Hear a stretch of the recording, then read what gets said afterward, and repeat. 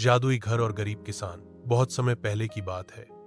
एक छोटे से गांव में मोहन नाम का एक गरीब किसान रहता था।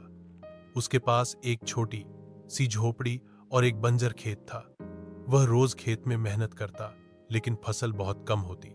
उसके पास खाने को भी मुश्किल से अनाज होता। फिर भी मोहन ईमानदार, मेहनती और संतोषी इंसान था। एक दिन मोहन जंगल से लकड़ियां लाकर लौट रहा था। तभी उसे एक अजीब सी रोशनी दिखी। वह उत्सुक होकर उस दिशा में गया। वहां एक छोटा सा टूटा हुआ घर था जो जंगल के बीचों बीच खड़ा था।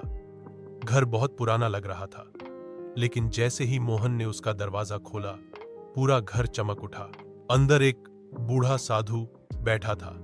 वह बोला, मोहन, मैं तुम्हारी मेहनत और ईमानदारी से बहुत खुश हूं। यह घर अब तुम्हारा है, लेकिन ध्यान रखना, इसका उपयोग सिर्फ भलाई के लिए करना। मोहन चौंक गया। साधु अचानक गायब हो गया और घर पहले से बड़ा और सुंदर हो गया। दीवारों पर सुनहरे डिजाइन, रसोई में ढेर सारा अनाज और कमरे में कीमती बिस्तर, सब कुछ जादुई लग रहा था।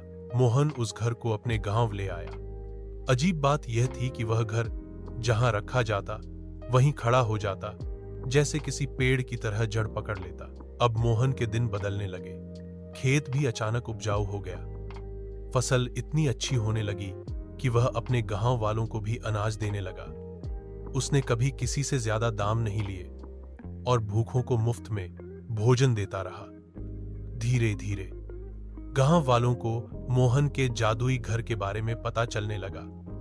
कुछ लोग बहुत खुश हुए, लेकिन कुछ लालची लोग जलने लगे। एक दिन गांव का साहूकार, जो हमेशा गरीबों का शोषण करता था, रात को चुपचाप आया और जादुई घर को चुराकर अपने खेत में ले गया।